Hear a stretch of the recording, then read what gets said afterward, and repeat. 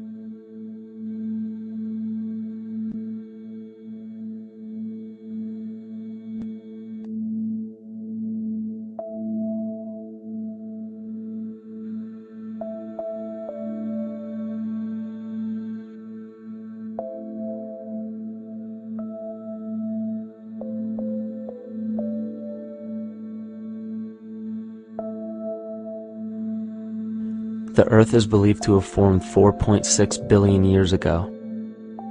Within the first 150 million years, it began cooling and releasing gases from the lithosphere, which created the earliest forms of the Earth's atmosphere. Prior to the creation of this atmosphere, the sun's ultraviolet radiation made for uninhabitable conditions. But as the Earth cooled further, water condensed in the atmosphere, and oxygen accumulated, making way for organic compounds. This spawned single-celled organisms, and then plant life. And down through time, the evolutionary chain continued.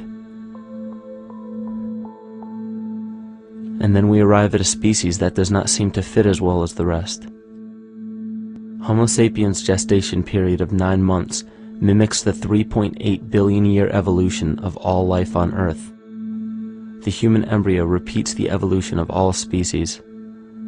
When the sperm and egg unite, this new creation is a single-celled organism. Within hours, this single cell divides and multiplies more rapidly than any other species. 4 weeks later, the embryo begins to develop gills mimicking aquatic life. A few weeks later, it develops lungs and a tail with reptilian appearance. From there, a mammal is recognizable, and then onto a primate form. It then sheds its laguna, which is the embryonic fur, and at last shows the characteristics of a human child. The human body is a community of approximately 50 trillion cells.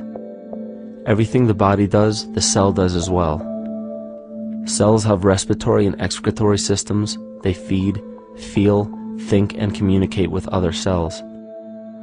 Trillions of cells make up a single organism called the human body, and billions of human bodies help make up the organism we call Earth. The Earth has more similarities with the human anatomy than you may think. Earth has its own electromagnetic generation, just like the human body. Research has found that a direct current of electricity flows through perineural cells found around every nerve in the body. These pathways are called energy meridians and have been used in the practice of acupuncture for at least 2,000 years. Dating even farther back is the notion of dragon paths or ley lines in which many megalithic structures and stone monuments were erected, marking the energy meridians of the Earth. These energy meridians are generated by the resonant frequencies of the Earth, called the Schumann waves. Each planetary body has its own resonant frequencies and is determined by the circumference and diameter as well as the speed of orbit and rotation. The Earth's resonant frequency starts at 7.83 Hz and ends with the 7th harmonic at 43.2 Hz, correlating with the 7 chakras. Ultimately, the greatest discovery of our Earth is its consciousness. A visible attribute of consciousness is an energetic field that governs the shaping of organisms. Morphogenesis is a scientific term to explain this very shaping of tissues, organs, and entire organisms. Consciousness is the creative force of the entire universe. It has been given many names such as God, Yahweh, Krishna, nature, the field, and divinity. The entire universe is in fact a single living, conscious organism with complete awareness of itself. The reason why it may seem difficult to comprehend this is because our understanding is typically limited by our language. When we hear the term conscious organism, we tend to anthropomorphize its definition. By giving it human qualities, we mistakenly look past what an organism truly is in the first place. The definition of an organism is any living thing capable of response to stimuli, reproduction, growth and development, and maintenance of homeostasis as a stable whole. Our universe does all of these things. The consciousness of our universe is responsible for the form and purpose that all matter assumes. The Earth's resonant frequencies are a result of its form. These frequencies are responsible for biological rhythms, such as menstrual and circadian cycles, as well as behavioral and emotional patterns. The frequencies are then picked up by the flora and fauna, which are biological instruments that respond to the wave patterns.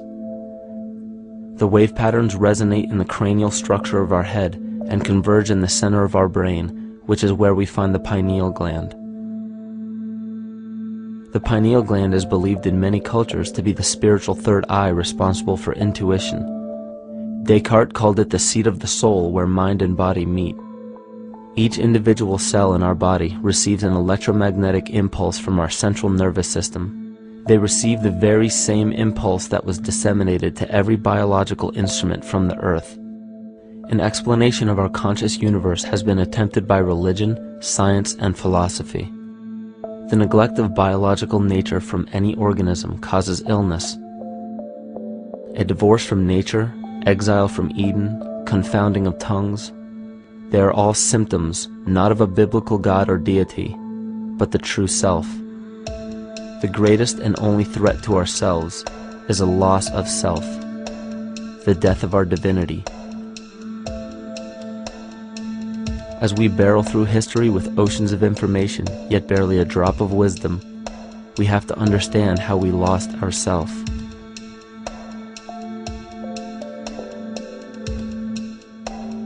In sacred texts and ancient scriptures left by our ancestors, we find an incredible link between stories of creation, a great flood, the war of the gods, the Messiah dying for the sins of man, end-time prophecies, and similar characters. These correlations show up in myths from cultures that supposedly had no contact with one another due to distance in geography and time. The common thread we find that connects all of mythology has its roots in the stars. One of the most revealing accounts is the battle of the gods in heaven and the ensuing flood. In the Bible, Lucifer rivaled the Lord and was defeated and cast down to earth. In the creation myth of the Enuma Elish, we find a similar story of Tiamat being defeated by Marduk and cast down to the abyss of Apsu. In chaos, Tiamat, the mother of them both, Apsu and Tiamat's waters were mingled together, meaning that the chaotic waters of Tiamat were somehow mixed with the sweet waters of Apsu. Apsu was the Sumero-Akkadian god of the abyss beneath the earth. Tiamat, also known as Lucifer, was known as a serpent or dragon and was defeated by Marduk. Marduk was the father of Nebo or Mercury, and Mercury is the same mythological character as the Zoroastrian Mithra, the Egyptian Hermes Anubis, and the Gnostic Hermes Christos. The most recent version of Mercury, however, is the archangel Michael in the Bible, who defeated Lucifer and sent him to the abyss of the earth, or hell. This story is steeped in astrological significance in the Bible and in many other ancient scriptures. This leads to an event in history that is recorded by many researchers regarding the cosmic upheaval and historic deluge.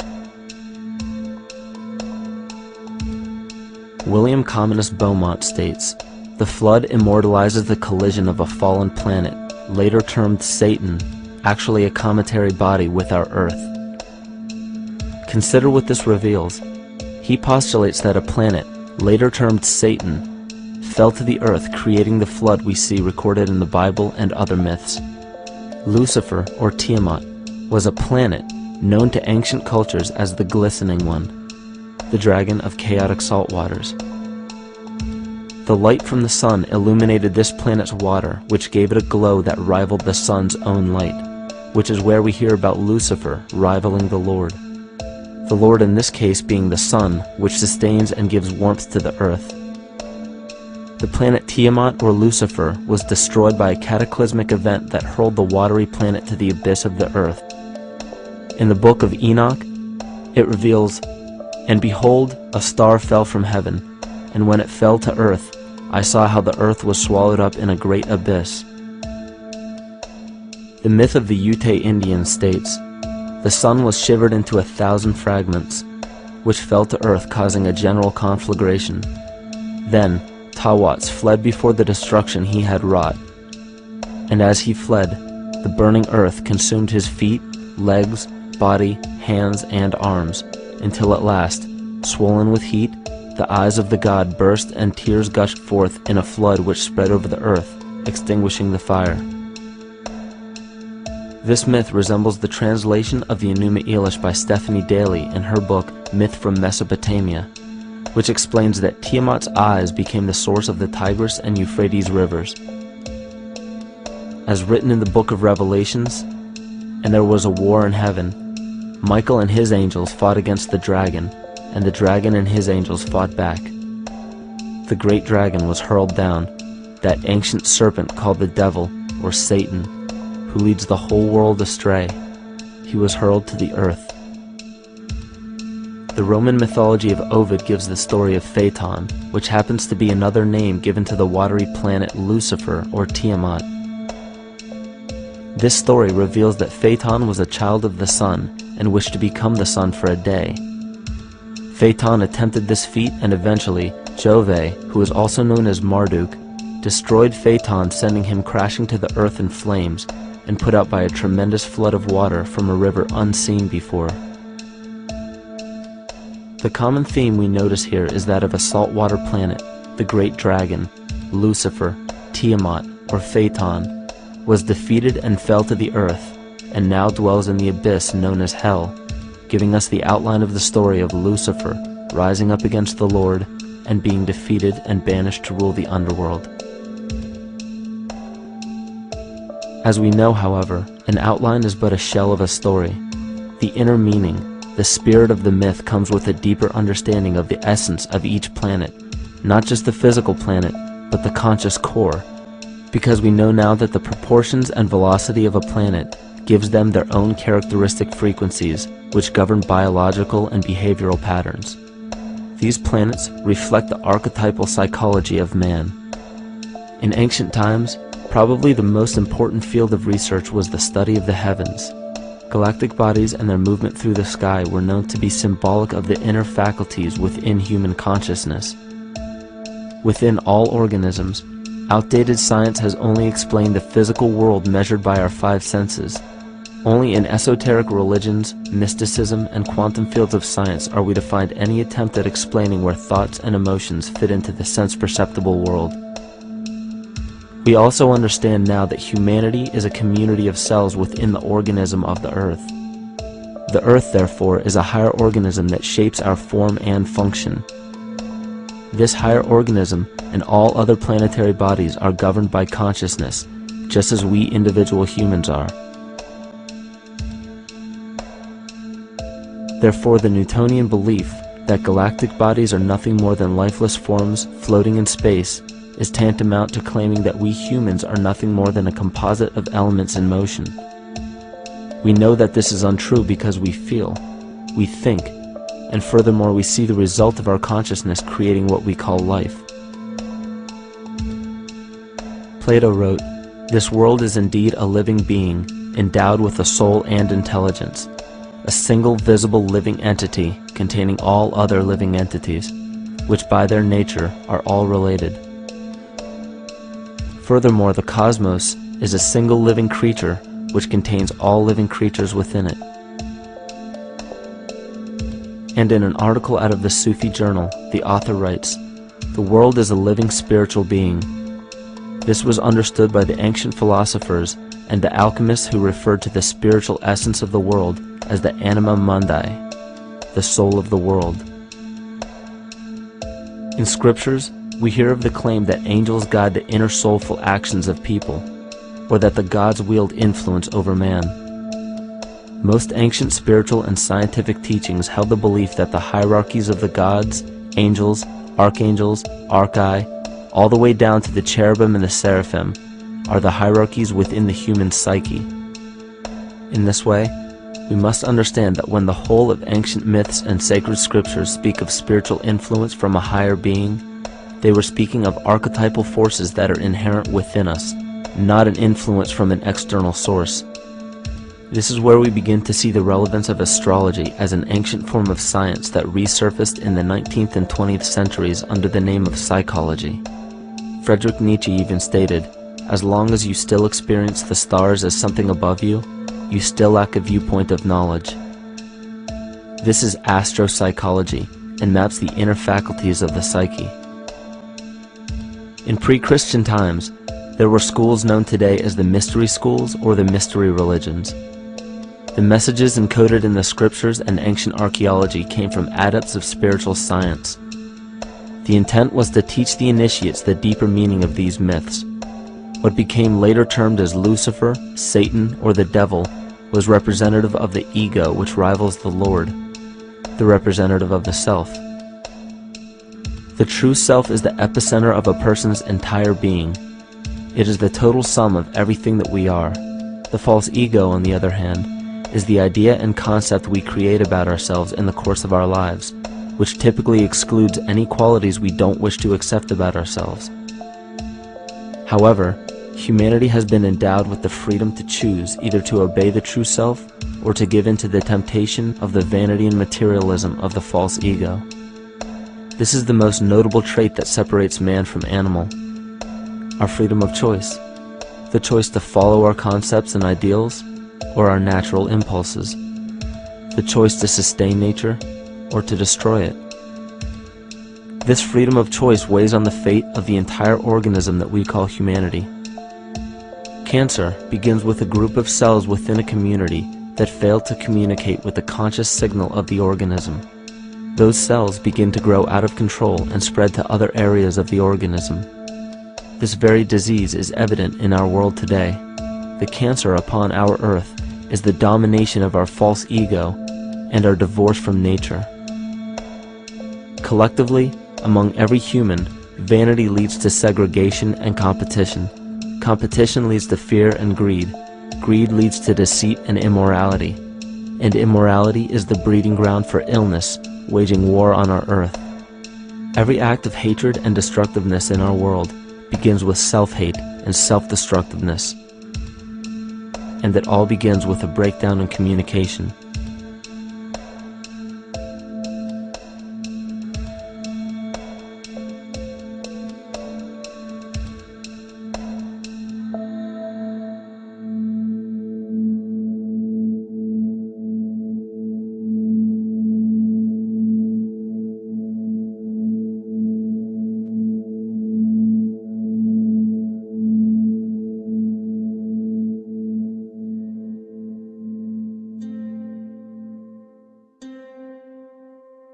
In nature, all that we perceive with our five senses is a result of two fundamental principles.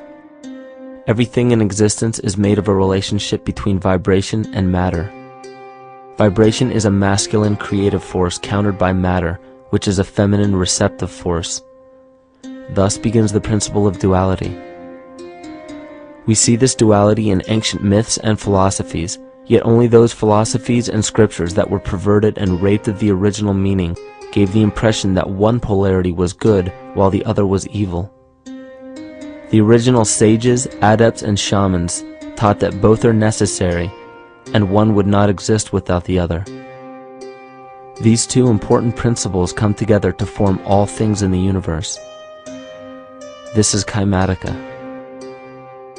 Even language, logos, the communication of any and all things in nature, depends upon this principle. Pete Peterson, in his works Cymatics, The Science of the Future, stated that nature shows examples of Kymatica in everything. This phenomena is found to be one of the prime forces that moves biological evolution along its path. Dan Winter reproduced an experiment to prove that the ancient languages of Hebrew and Sanskrit, when spoken, create a vibratory frequency that moved matter into sacred geometrical patterns.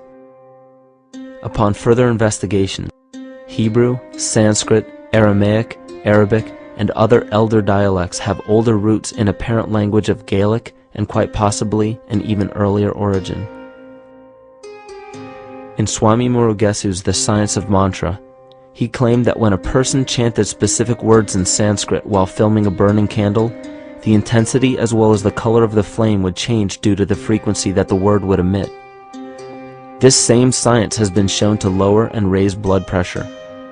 And in his own words, certain sounds can affect their circulation and nervous system. Whatever change such vibrations cause extends to the mind of a person and also to the surrounding atmosphere, causing warmth or coolness. All this can be known by study and shown by practice. This rediscovered knowledge of the science of sound shows that sound is something more than mere vibratory signals. Not only does sound interact with life, but it sustains and develops it. It acts as a conduit of conscious intent between people, societies, and entire civilizations. Yet the psychic illness we endure due to the domination of our false ego is reflected in the collective. Our psychological schism has shut us off from communicating correctly with our inner self, which is exactly how cancer cells within the body operate. In the collective, we have created a language barrier between humanity and the rest of nature, acting as a global cancer. Recorded in history, the efficacy of the ancient languages has been severely uprooted. The alphanumeric translation from Hebrew to English shows a complete reversal of the two languages, giving the cymatic effect unnatural results. Dr. Leonard Horowitz stated in his work on DNA, 1/3 of the sensory motor cortex of the brain is devoted to the tongue, oral cavity, the lips, and speech. In other words, oral frequency emissions spoken or sung exert powerful control over life, vibrating genes that influence total well-being and even evolution of the species. A degradation of language in this case is shown to affect biology. If something as basic and important as language can be degraded and devalued to such a degree, yet never questioned, what else might we be missing? Think of an aspect of your life that dictates the limits of your freedom. Government and law enforcement, insurance and pharmaceutical companies, taxes, building permits, driver's licenses, and more. There are hundreds if not thousands of stipulations, regulations, and boundaries on our freedom. And out of the ones that were just mentioned, how many have you researched to find out whether they apply to you or not? Let's look at the forms of law that we currently acquiesce to.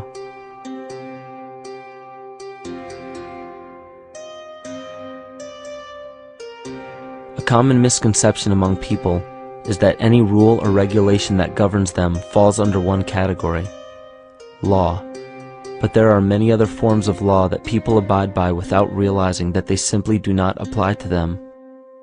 Another misconception is that a nation's constitution gives us our rights. A constitution does nothing more than list the rights that we already have. We are born with inalienable rights, endowed to us by our Creator. They are not given to us, and they cannot be given away. The most a person can do with a right is choose whether to exercise it or not. Maritime admiralty law is what's known as the law of the water. It is superseded by civil law and only applies to those who willingly contract themselves into it. The definition of admiralty law is a body of private international law governing the relationships between private entities which operate vessels on the oceans. Let's look at how and why a form of law that is fashioned to govern corporations, businesses, and vessels has imposed its rule over natural human beings. This is all done through a form of word magic. A simple perversion of language has made it possible to convince people around the world that these alternative laws apply to them. One of the predominant beliefs in modern culture is that licenses, permits, registrations, and other forms of documentation are required to operate motor vehicles, use public roads, build structures and establishments, engage in free enterprise, and much more. Sadly, these beliefs are based on little to no investigation whatsoever, and are false. This belief structure is perpetuated by maritime admiralty law. This form of law was originally created to govern ships docking in foreign nations for the import or export of products and resources. It deals with banking and merchant affairs, not civil affairs. When a product is taken off of a ship and brought into a foreign land, that nation takes custody of the resource and accounts for it with a certificate. That certificate marks the birth date of that product in the custody of the respective nation. Think of why it is supposedly required to have a certificate of live birth in the first place. The Barron's Dictionary of Banking Terms defines a certificate as a paper establishing an ownership claim. So right there, we notice that everyone with a birth certificate is defined as being owned. People are used as collateral with other nations because the U.S. is bankrupt. The United States declared bankruptcy on March 9th of 1933. At this point, the U.S. began taking out loans from a private, non-government affiliated corporation called the Federal Reserve. With no money to pay back the loans, the United States began using the citizens as collateral. All birth and marriage certificates are literally warehouse receipts. Just look at the similarities of warehouse receipts and birth certificates. Both document the date of issue, a serial number, registration number or receipt number, a description of the product, and an authorized informant to notify the appropriate government agency. With all of this information being readily available, the majority of people are unaware of their involvement with maritime admiralty law. This is possible through the manipulation of language. This admiralty law changed the meaning of the word person from a natural living person to a corporation. Driver's licenses, vehicle registrations, auto insurance forms, building permits, gun permits, work permits, tax filing documents, birth and death certificates, traffic citations, and many other forms of documentation that were once believed to be absolutely necessary only apply to persons or corporations. Upon signing such a legal document, you are indirectly waiving your rights under the Constitution and lowering your status to that of a corporation that is created with the same exact name as you. The only way to reconcile your true name from the name of the corporation is to take notice that the corporation has its name in all capital letters. This is known as capitis diminutia maxima. You may take notice that your driver's license, birth certificate, social security card, insurance cards, and more use all capital letters to legally represent the corporation with your name, not you. The corporation is known as an artificial person, whereas you, the human being, are known as a natural person. This deception goes even deeper when it comes to the courts that we attend. When showing up to court, you will notice that there are seats for witnesses behind a wooden fence or barrier. The defendant must cross through the entrance to the other side of the barrier where the plaintiff and judge sit. This act symbolizes the boarding of a ship. At this time, business can be conducted in maritime admiralty law. The judge, acting as captain or banker, is responsible for settling the balance between the two sides. This is why there is always a monetary value involved in any court case. The captain is simply dealing with banking and merchant disputes. Once the balance is paid, the case is closed. To turn the court case away from admiralty law where your rights are not protected, you must avoid agreeing to represent the artificial person. This is done by stating that you are the natural person. You don't have a first or last name because those imply corporate title. In a court case, you may state that the court takes judicial notice of your honor's oath of office. Every judge must take an oath of office to practice law, yet you must make it clear to the court and the jury that the judge is acting as judge and not banker. Remember that you are a natural human being of the earth. You are not governed by anything but your own consciousness. Laws are created within a society. The society that created the laws we see being enforced today is called the Law Society. Yet the most beautiful part of this entire deception is the fact that we are not part of the Law Society, so their laws do not apply to us. Judges, lawyers, and law enforcement officers, they're all part of a society. Within that society, they've created their own language that's deceptively similar to English. They have these little things called statutes, acts, and regulations that seem like laws, but they really only apply to those within their society. So that basically means all the traffic violations, minimum age requirements, and everything except for damage to another person or their property doesn't really apply to the natural person. Laws only apply to those within the Law Society. The game being played is an illusion. You can simply choose to open your eyes and reclaim the freedom that you were born with, bound by nothing but the limits of your imagination. These are just a few examples of assuring that your rights are being protected. By far, the most important line of defense against this deception is to be aware of the perversion of language, and be absolutely aware of how you form your beliefs and concepts.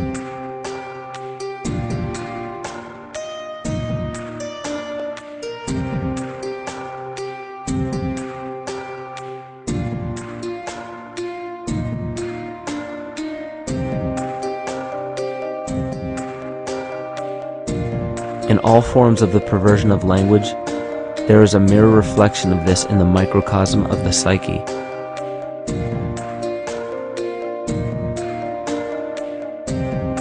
And the problem I see with humanity today is we don't truly know ourselves anymore. We have the 9-to-5 job, we have the house, the children, the bills, the television, the hobbies, and the errands that we run every single day, and we eventually begin to believe that this is who we are.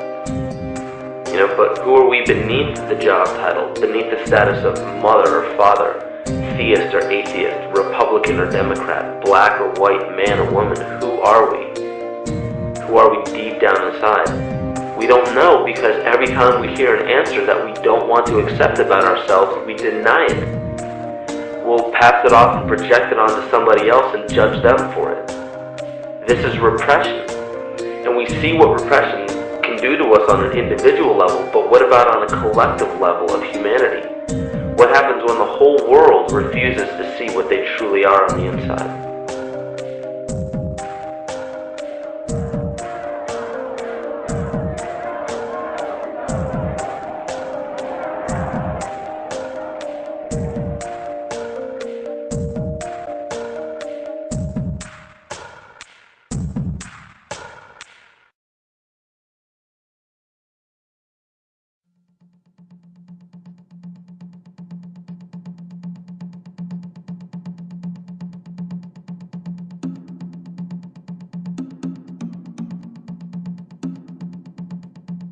Carl Jung discovered that there is a collective unconscious connected to all humans, meaning that the whole of humanity shares a single mind with one another.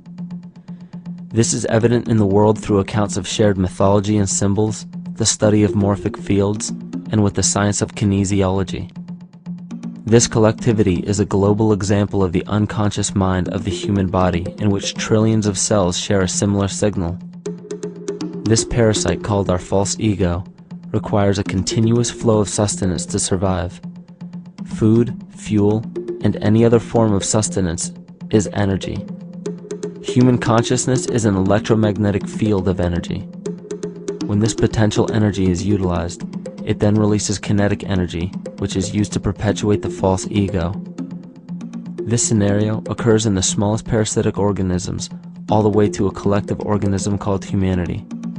A parasite will release chemicals that cause the host to crave the sustenance that the parasite needs to survive.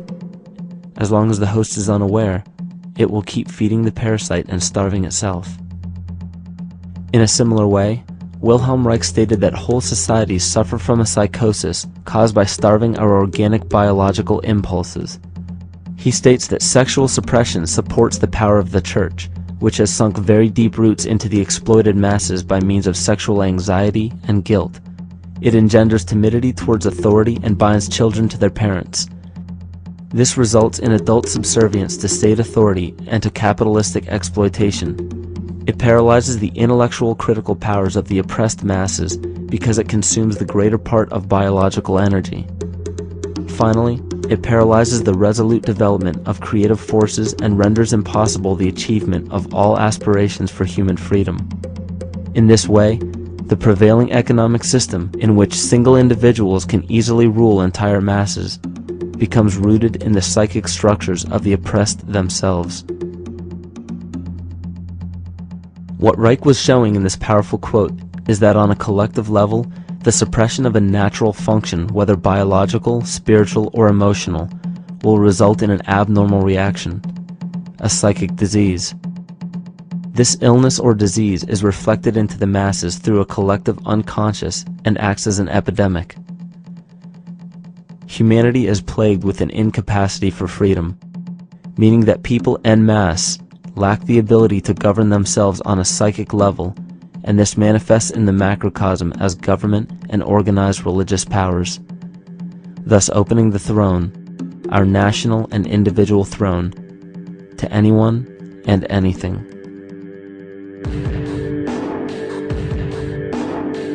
Enter the infamous rulers of the earth, the patriarchs of civilization, political, social, economic, and spiritual dictatorship, psychic tyranny. This simple illness within our psyche, this lack of responsibility and neglect of basic human freedom, has made way for every tyrant that has ever held rule over people on this planet.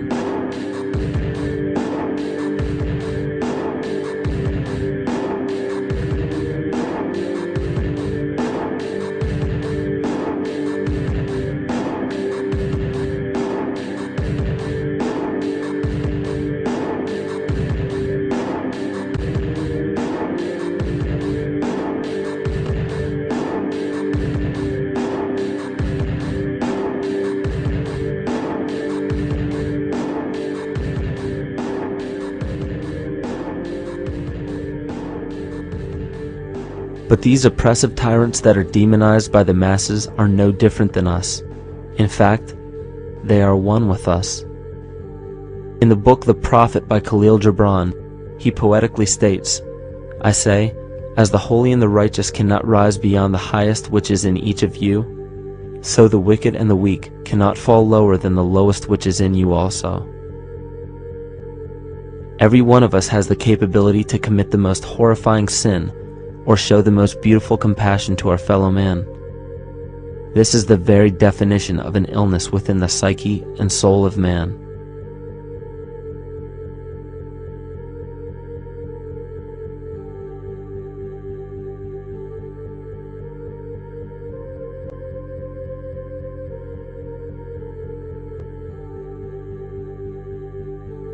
Think of any position of power that you believe to be above you. Royal families, government leaders, the United Nations, financial organizations, corporate monopolies, and media juggernauts. These are all facets of our false ego. They are the physical advent of our own sickness. They require our conscious participation, our conscious energy to survive. Because without our cooperation, without supplying them with the sustenance of complicity, they starve. Their very nature depends on our desire to be ruled, and a typical symptom of the illness among humanity today is our continuous denial of our illness. Repression. We consistently repress those qualities we choose not to accept about ourselves. This is why it is so difficult to see the false ego and its multiple manifestations for what they truly are.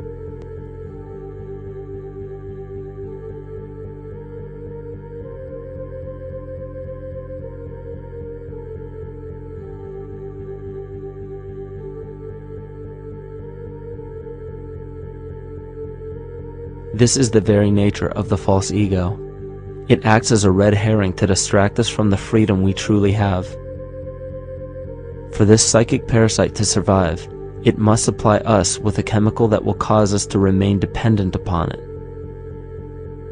In this case, the sustenance is our conscious energy. And in order for us to feed it to the parasite, the chemical of fear causes humanity to crave protection and defense.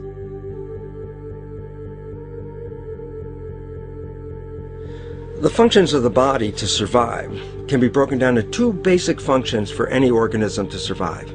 You have to be able to grow, maintain yourself, take care of your biology, but you also must be able to protect yourself, so that if you're just growing and you can't protect yourself, you'll become food for something else.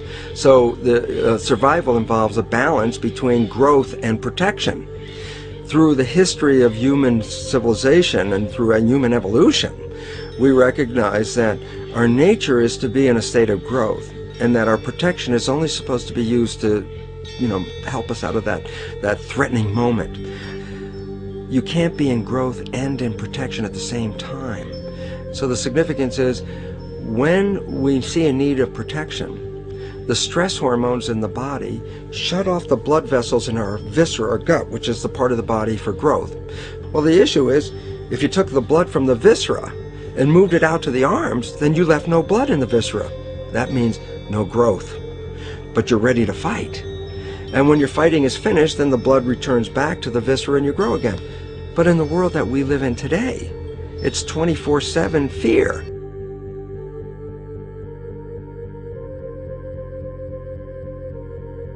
So we have a continuous dripping of that stress hormone into the body. It's just dripping all the time, getting us ready to run or fight or flight at any moment at the drop of a hat. We're ready to go because we're on guard. Well, the problem is, what does that mean about your allocation of energy? And it says, we're spending most of our energy in protection. You cannot survive if you're in protection all the time.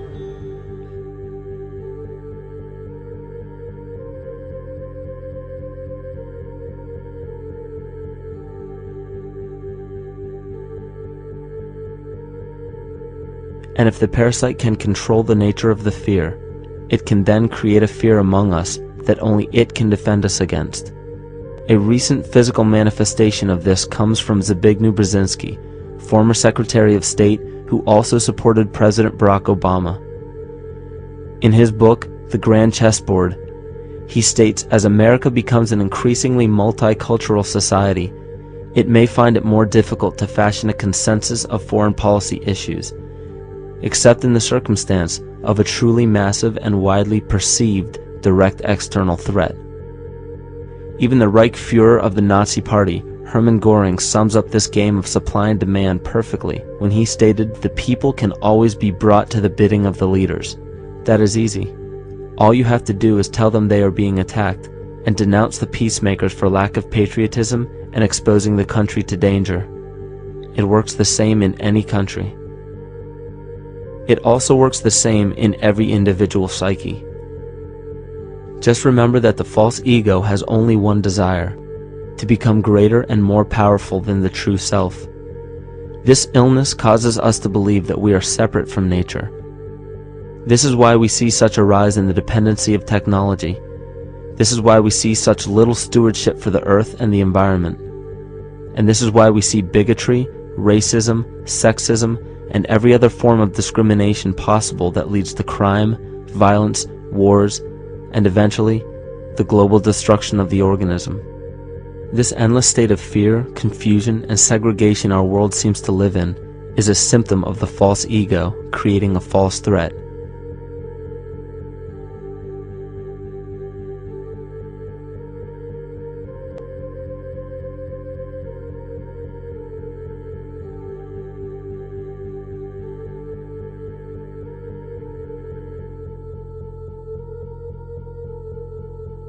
many of the United States presidents have blood relations with each other. The Bush lineage has blood ties to a great number of former presidents. George Washington, Millard Fillmore, Franklin Pierce, Abraham Lincoln, Ulysses Grant, Rutherford Hayes, James Garfield, Grover Cleveland, Teddy Roosevelt, William Taft, Calvin Coolidge, Herbert Hoover, Franklin Roosevelt, Richard Nixon, and Gerald Ford. Michael Tessarion points out in his work that Bush is closely related to every European monarch on and off the throne, and has kinship with every member of Britain's royal family. Bush's family tree can be documented as far back as the early 15th century. He has a direct descent from Henry III and from Henry VIII's sister Mary Tudor. He is also descended from Charles II of England. And we also find that George W. Bush is a direct descendant of Godfrey de Bouillon. Godfrey was the first king of Jerusalem after he recaptured it from the Saracens, which was the name for the Islamic faith during the Middle Ages. It is interesting to note that the current occupation of the United States in the Middle East was re-established by the same family, George Bush Sr. in 1991, and again by George Bush Jr. in 2003. George Bush Jr. is then found to be a cousin to both opposing candidates of his 2 terms in office, Al Gore and John Kerry. Democratic President Barack Obama also has blood ties with George W. Bush, as well as Gerald Ford, Lyndon Johnson, Harry Truman, James Madison, and the British Prime Minister Sir Winston Churchill. On the opposing side of the 2008 presidential ballot, John McCain is descended from Robert the Bruce, King William I of Scotland, and also Godfrey de Bouillon. Probably one of the most interesting facets of the bloodline relations is the fact that the whole British royal family has descent from the Muslim prophet Muhammad through the Arab kings of Seville. This bloodline was passed through the kings of Portugal, Castile, and eventually down to King Edward IV. This is a very, very different story from what you hear the media pumping out every day, being this idea of lineal superiority. It's completely debunked according to the foremost authority of aristocratic lineage, Burke's peerage. And this just goes to show that there's the true story, and then there's the manufactured illusion, the front that's given to the public.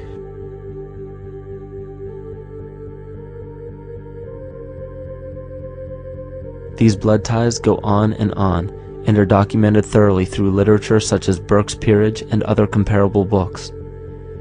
The point of all of this is that we find not just the same people, but the same intent within the people who have held high positions of monarchy, dynasty, aristocracy, and democracy in the past and present, and they are all related by a physical and symbolic link.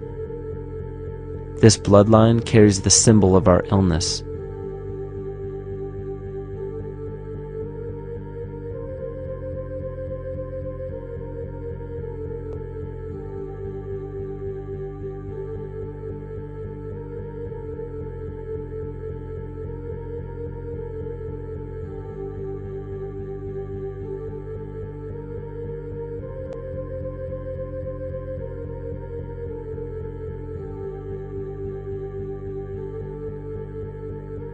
The symptoms of our psychospiritual illness are the wars, terrorist attacks, artificial or man-made disasters, and leader figures. As long as the people remain oblivious to their inner drives and inner nature, they will always fail to recognize why these events take place and why these figures rise to such powerful positions. The reason why we have failed for thousands of years to conquer these archetypal rulers permanently is because for thousands of years we have been fighting the symptoms of an illness and not the root cause. For every corrupt government that falls at the hands of a revolutionary, oppressed people, 2 more will rise in its place every time, because the root cause of a corrupt government does not exist in the individual leading that government. It exists within the psyche of every individual, because an unaware host to a deadly parasite will do anything to avoid accepting his own incapacity for freedom.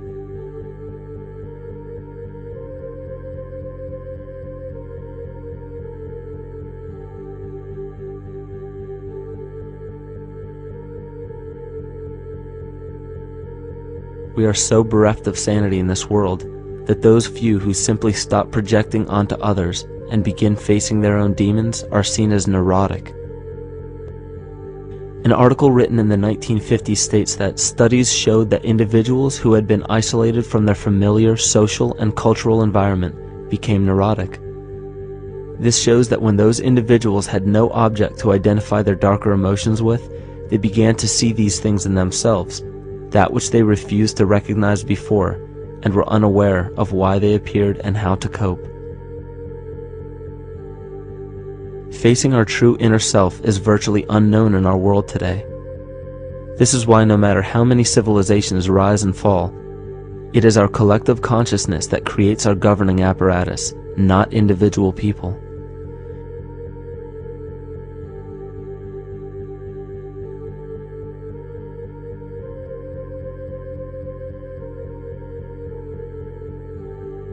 And after countless attempts, you would imagine that people would realize that a physical retaliation may not be the solution. Yet here we are, thousands of years later, with technology that can clone DNA, vehicles that can break the sound barrier and probe the depths of space, and science that can overcome almost any sickness. Yet we still fail to take notice to the importance of thoughts and consciousness. This is the very definition of insanity. And every single one of us is responsible for this psychic epidemic, because we're killing the messenger and paying no attention to the message.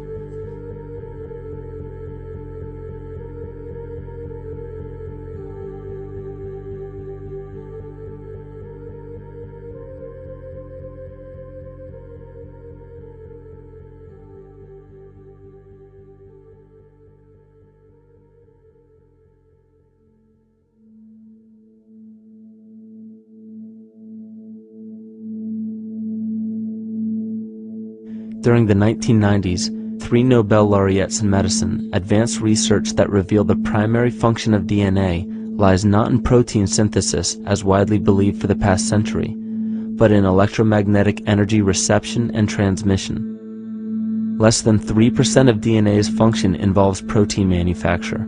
More than 90% functions in the realm of bioacoustic and bioelectric signaling. So why is it important to know that DNA functions in bioelectric signaling? HeartMath Institute has discovered the heart and brain maintain a continuous two-way dialogue, each influencing the other's functioning. Although it is not well known, the heart sends far more information to the brain than the brain sends to the heart, and the signals the heart sends to the brain can influence perception, emotional processing, and higher cognitive functions. The heart also generates the strongest rhythmic electromagnetic field in the body, and this actually can be measured in the brainwaves of people around us. We are quite literally an electromagnetic expression of our highest cognitive function. The behavior of electromagnetism is evident throughout the world as dualism. All matter contains a negative and positive charge, which means organisms are built upon this foundation. The natural homeostasis of any organism is a balance of both polarities. Furthermore, research on emotional energetics shows that the heart's field is a carrier of emotional information and a mediator of bioelectromagnetic communication within and outside the body. Research shows our heart's field changes distinctly as we experience different emotions. It is registered in people's brains around us and apparently is capable of affecting cells, water, and DNA studied in vitro. Fear. The chemical supplied by a collective parasite creates a distinct bioelectric signal given off by the host. This signal is disseminated to the organisms within our community and will grow outward through the entire organism unless it is counterbalanced by an opposing force. Dr. Fritz Alan Popp discovered that the cells in our body communicate through biophotons, which are tiny particles of light that are single units of an electromagnetic field. This communication system within our body also exists between people in what's known as morphic resonance. This was known by the shamans, sages, and adepts of antiquity. These teachings were commonplace in prehistoric cultures. It wasn't by sheer chance that artistic expression and rituals were the cornerstone of every ancient civilization. Art was used as a personal method to exercise the shadow content of the psyche and introduce it to the conscious mind.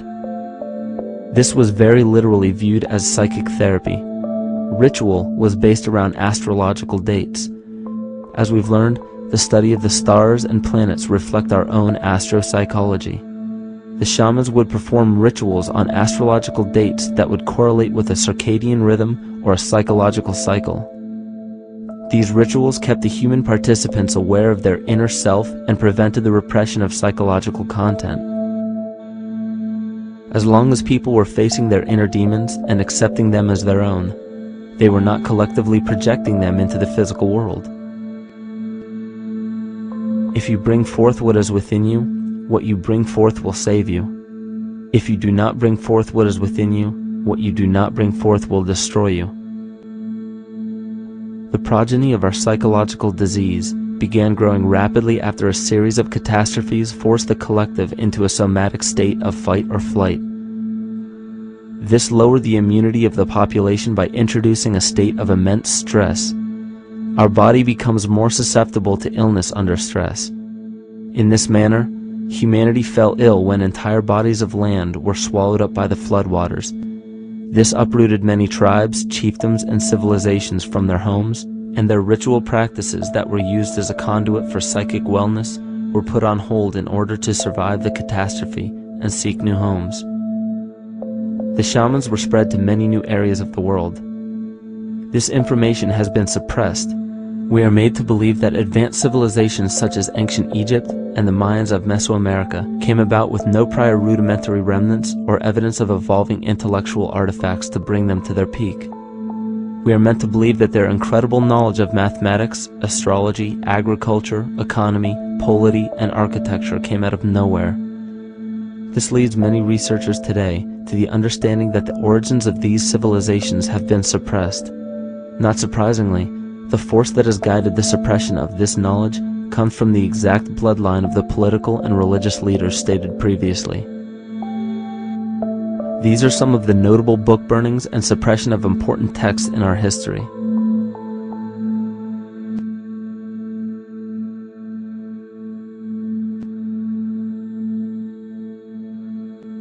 Yet after all of this suppression, there are still remnants of the dispersion of elder civilizations in nearly every country. There is tremendous evidence of ancient cultures visiting North America long before the conventional belief of European colonization. Barry Fell states in his book America BC, there are ancient inscriptions now being reported from nearly all parts of the United States, Canada, and Latin America, written in various European and Mediterranean languages in alphabets that date from 2,500 years ago. William Commonus Beaumont wrote, "The Toltec and Maya civilizations never originated on American soil, but appeared there full-blown, with a well-defined art and system of hieroglyphic writing which possesses affinities with Egyptian. It is found that there are thousands of prehistoric sites across New England and several other northern states showing inscriptions, carvings, and mounds created by Druidic mariners as far back as 800 BC. To suppress this information further, it was not only imperative for the bloodline to burn the documented texts containing true historical information, but to wipe out the cultures that derived from these ancient shamans. The most devastating genocide ever endured was and still is the annihilation of shamanic tribes. We've lost our traditional roots and don't know about ritual. The dragon dances and the ghost dances of the Native American Indians, what do you think that was all about? All the shamans of the world, when they do their rituals, they're doing that. Their work, harmonically through dances, is to strengthen the immune system of the earth. You know, but they've been all murdered. So that was why in the 17th century, exactly the same period I'm talking about, there was an all-out agenda that when you come across indigenous people, you annihilate them. Columbus was sent on his expedition along with agents of the crown to disrupt the lives of the natives and seize mineral resources. He visited every island in the Caribbean, depleting the gold and taking as many slaves of the native Taino tribe as possible. 5 million natives were murdered within 3 years, according to Leah Trabeck. Within 15 years, the Arawak tribe of 250,000 was completely wiped out. The population of the United States prior to European contact was greater than 12 million. 4 centuries later, the count was reduced by 95% to 237,000. From 1494 to 1508, over 3 million people had perished from war, slavery, and the mines. Who in future generations will believe this? I myself, writing this as a knowledgeable eyewitness, can hardly believe it. My eyes have seen these acts so foreign to human nature, and now I tremble as I write. Another agent of the false ego bloodline was Hernando Cortez, who decimated the Aztec tribe and plundered their mineral resources. This again was the case through Cortez's second cousin, Francisco Pizarro, who conquered the Incan Empire in Peru. These atrocities are seen throughout Africa, New Zealand, New Guinea, East Timor, and are still seen today in Canada. This was a deliberate attempt to bury any surviving remnants of the ancient world and our true history. It is a naive mistake, however, to categorize and blame everything and everyone involved with politics or religion for this suppression of knowledge. It is only natural for people to crave spiritual understanding when there are so many manufactured missing links and perversions in the spiritual text today. And due to this void of spiritual wisdom, honest and moral people who are simply trying to understand their place in this world become the prime consumer market for those who wish to exploit this vulnerability. The ego is something that is it's insecure. It's something that is in need of control. The ego actually is an inferior thing, but it's trying to act like it is something that is superior. Hence this schism occurs between the ego and between the unconscious or the self. There's a kind of a messiah complex at work here as well, I feel, that we project the savior type ideal on someone, and we expect them to save us, and we're not willing ourselves to kind of deal with this and get to the root of why we perhaps feel insecure, or why we feel we don't have enough power to run our own lives, basically. If we look at the New Age movement, for instance, which is another kind of trap in all of this, where people might end up actually, they're looking for something so bad that they're taking all these things that are handed to us or to them, but it's not really based on any real understanding. It's still kind of coming from a religious type of perspective. People are genuinely seeking something new. They're genuinely seeking a new type of spirituality, or to better themselves, or to change something, but this is being hijacked. And what they actually do is that they lead you into another type of group mentality or new age religion, whatever it is, and people still are not able to kind of really break free from that and follow their own journey or their own path, which I think is very important in all of this.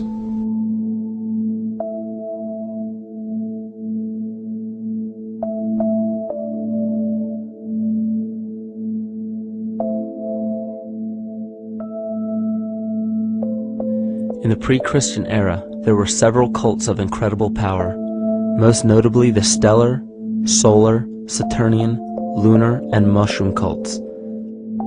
It is simple to see that worshippers of the lunar goddess comprised of the lunar cult. The worship of sun gods were indicative of the solar cults.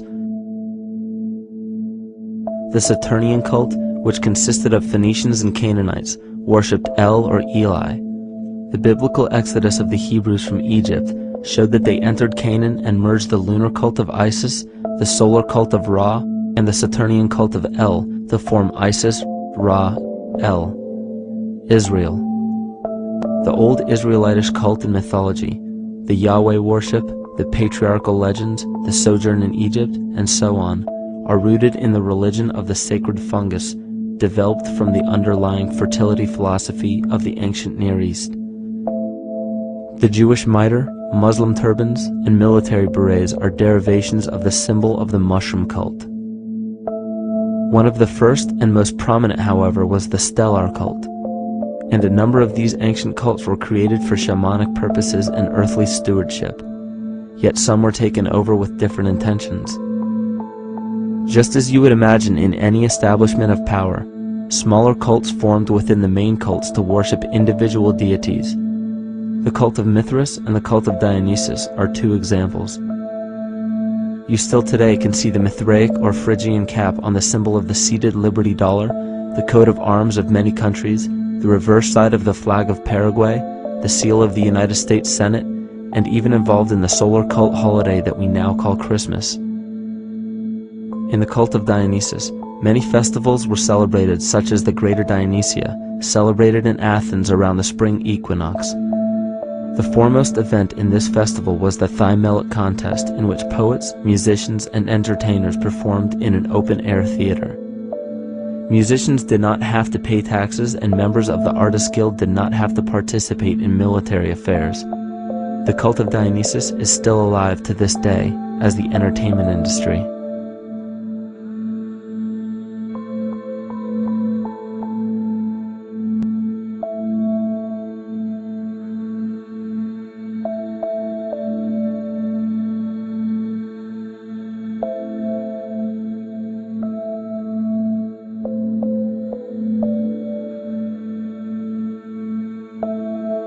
These cults still exist in many important positions of power throughout the entire civilized world. Yet the most important function of these groups is to manufacture the consent and complicity of the people. The conscious mind is the creative mind. It's the one that has your personal identity into it. It does the real thinking. And then there's a subconscious mind. Well, there's no entity in it. The subconscious mind is the equivalent of a tape player. It records behaviors, and then at the push of a button plays the behavior. It's automatic. It's a very convenient thing, because then we don't have to relearn all the time. Once you know it, you can make a pattern. The problem is that the basic patterns of belief and behavior that are programmed in the subconscious mind came from our teachers, primarily our parents, our family, and our community. So most people don't even understand how easily we're influenced by our environment. Every person that we encounter, every single situation that we're faced with, every little word that's said on television may not seem too influential to our conscious minds, but your unconscious is designed specifically to let every environmental signal influence you without your awareness. So the question is, are we leading conscious or unconscious lives? And now neuroscience has told us in the unfolding of our lives, only 5% of our life is controlled by our conscious mind, and 95% of the time controlled by the subconscious with programs from other people that were installed in there. And the problem is, it means when those programs are playing, we don't see them. And the skeptics will sit there and say, consciousness, archetypes, astrology? No. We create things with our hands, not our minds. Archetypes aren't physical. They can't influence me. But when you think of the fact that we're only conscious of this small little fraction of our behavior, what we don't realize is that entire countries, entire civilizations that think they're free and independent, but are unconsciously too afraid to be free and independent, they will beg to be governed. And if they can't do it themselves, who do you think will consciously or unconsciously take that responsibility? It usually ends up being that strong, masculine, animus archetypal figure. When we think we're in danger, we're not looking for our mother to nurture us. We want our father to protect us. And right on cue with the age of fear, this age of catastrophe, the age of this parasite, we see masculine domination. And one of the primary conduits for giving our responsibility and our conscious energy away is money. We surely don't want to admit that our dependency on money is flawed, because that would imply that the fault is our own. And God forbid we take responsibility for our lives, so we blame the money. This is the cornerstone of the entire illusion being built around us by the false ego. Money is said to be the root of all evil, yet it cannot be evil because money is only a symbol.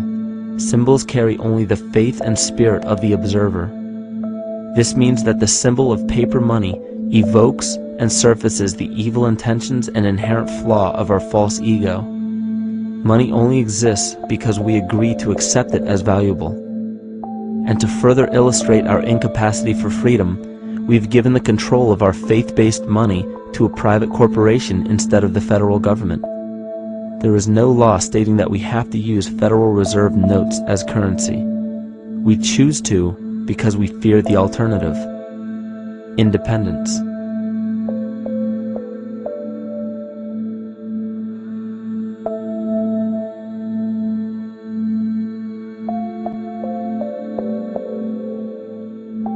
But it's not even really about money, it's about energy, because money is simply this material thing that allows billions of people to crave just one thing and put their energy into the same thing.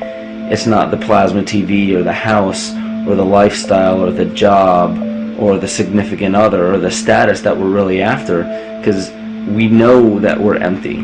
These people feel sadness and loneliness and void just like anybody else, and they either want to fill that void with materialism because they think that that'll make them feel better, or they want to sedate the void feeling with material possessions. So it all comes back to this feeling of having to put our dependency into an external source, something that we have absolutely no control over. What we're seeing right now is with all the competition of each other destroying each other, wars, competing for material existence, raping the planet and tearing it apart to get some pieces of it to hold in your hands and say you won the game. Every one of those moves is destructive not just of the planet but of human civilization, because human civilization will thrive with cooperation and will die with competition. And if you operate from these truths, then you end up with the extinction that lies before us. You see, we all have demons, so to speak. We all have inner demons in our lives, but we expect to see devilish monsters or dark apparitions when you think of a demon, kind of like what you'd see in the cinema.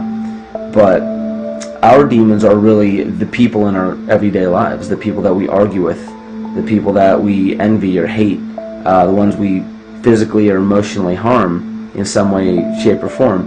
And it's not because we envy or hate qualities in these specific people as much as we hate the fact that they remind us of ourselves. They reflect qualities about ourselves that we wish we had more of, or that we wish we didn't have at all.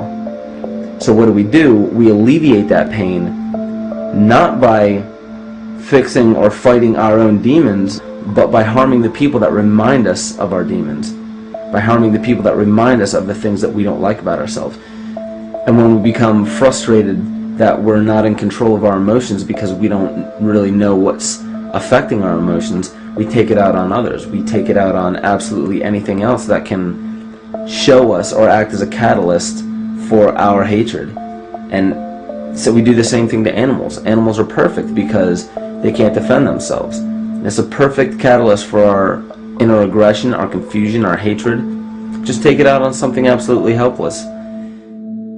Just imagine how unconscious a person has to be of his or her actions to torture or mutilate or brutalize any living thing.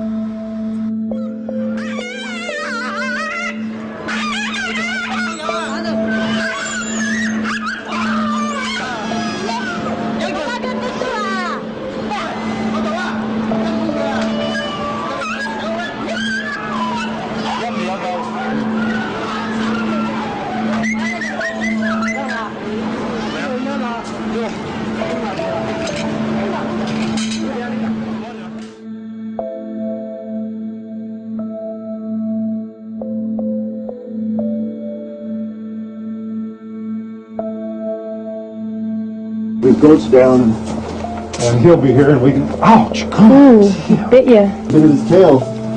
Is it common with their kids? Maybe. He's a big guy. That's a real. Think of the lack of compassion you must have towards life in general to be able to feel no semblance of sympathy towards entire populations, let alone just individuals or individual animals, entire populations of species that are bred specifically for the purpose of commodity. But I'll tell you what's even more dangerous is not so much the people carrying out this cruelty, because that's already been established. That form of hatred and cruelty has already been established and it's already known. What I'm really worried about is the people who are against inhumanity, the people who are against animal cruelty and feel self-righteous enough to think that it's justified to inflict harm or even wish harm on these people. Because those are the people who take unconscious cruel behavior to a whole new level of conscious cruel behavior that's perfectly acceptable in their minds, because they feel that it's their job to bring other people to justice, like they're an authority figure of some sort. Those are the people who will have a much harder time figuring out why they harbor so much inner hatred and resentment. They don't seem to realize that it's just another form of the same exact hatred. So to keep from facing our inner demons consistently, what do? When we begin to realize, hey, wait a minute, maybe it's not alright to inflict harm on any other living thing, then the ego has to come up with a more esoteric form of cruelty to trick us into displaying the same form of self-hatred, the same indignant attitude, but just in another way and towards another group of people. But the emptiness will always find a way back in, and people will always start to feel restless again, no matter how many times they transfer blame to yet another person or yet another group. We need chaos in our lives. We crave destruction. We beg for catastrophe. Because if we don't have these things to act as a form of exorcism or a catalyst for us, we start to notice these things in ourselves, and that's what we don't want. You see, we can deal with wars. We can deal with terrorism. We can deal with stock market collapse and economic collapse. We can deal with these things. But once we start to notice this chaos within ourselves, that's what we're really afraid of. We'll take 1,000,000 September 11ths over one moment of true insight towards our self-hate.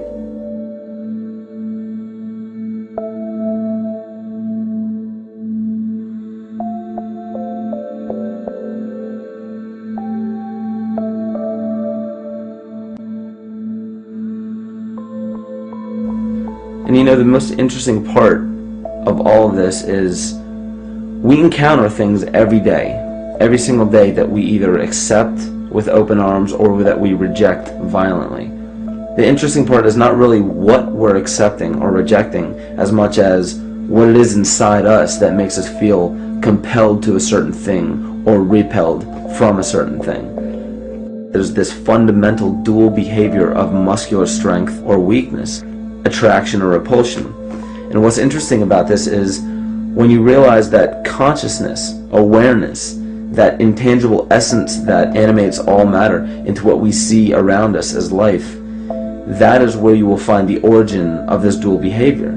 It's been explained as the inhalation and exhalation of Brahma, the contraction and the expansion of Ahriman and Lucifer in an anthroposophical setting, the active and the passive qualities in electricity, the masculine and feminine qualities, yin and yang, existence and nothingness. These are all ways to explain the same behavioral process that begins with awareness. It begins with consciousness. And if you get rid of all the images and concepts in our minds of these sayings in your head and just try to feel the difference between the two polarities, you'll begin to notice that all of the different scenarios and possibilities that are playing out in the world all spawn from this common origin. You'll have 1,000,000 people telling you why the Bible is supposedly the Word of God and that you should follow it word for word. And then you'll have another 1,000,000 claiming that it's a form of mind control and not to believe any of it. Everybody will tell you to beware of this or watch out for that. This is good information, this is bad information. And I just have to wonder, what makes anyone an authority figure enough to say that something is true or false? And why are you denying or accepting anything based on the suggestion of another person? Why aren't you making that decision for yourself? Information is information. There's no such thing as good or bad information. It's all what you do with it. I say let everything be your Bible. Give every piece of information, every person, every event or scenario or situation an honest and open mind. Because then it's your responsibility to respond to it in the way that you choose. Not following the herd, not following convention, it's your responsibility. And that's the point when, no matter how many people tell you you're wrong or right, you're not dependent upon their approval. If we at least question our own actions, question our own thought process, and make a conscious decision to what we feel is right every single day, that's what I believe to be divinity. That's true shamanism. And that, to me, is what it really feels like to be alive.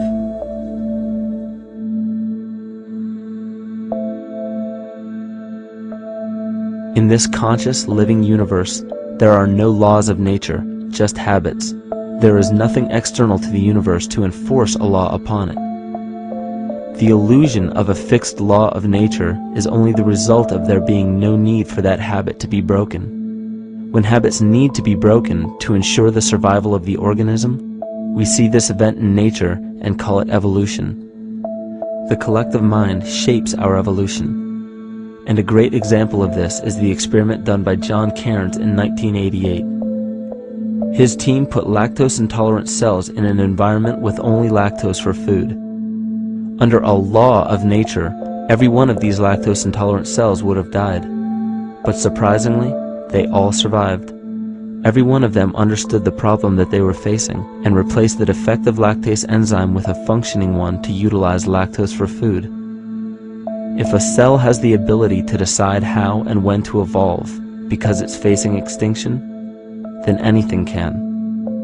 The existing beliefs are that a human body is a biochemical machine controlled by genes, and therefore the behavior, emotions, and character of our biology, our health, our lives are controlled by genes which we don't control. So this is what we taught people. You're a victim. Genes control your life. You didn't pick them. You can't change them. The genes you end up with program what's going to happen. My experiments on stem cells, which I started in 1967, I'd isolate one stem cell, put it in a petri dish, and then it would divide every 10 hours. So I took all the cells, split them up into 3 groups, and then just put them in 3 petri dishes. And then I changed the growth medium, the constituents of the environment, in each of the 3 dishes. In one dish, the cells form bone. The second dish, they form muscle.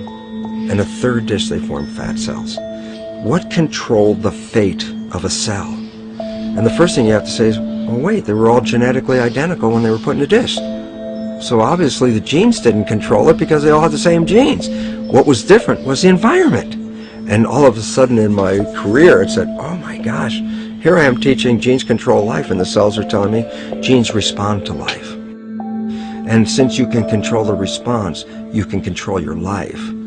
It's how you read the environment, how your mind perceives the environment. And if you understand this, then you could lead yourself to the most wonderful expression on this planet, to be fully alive and fully healthy by just how you respond to the world.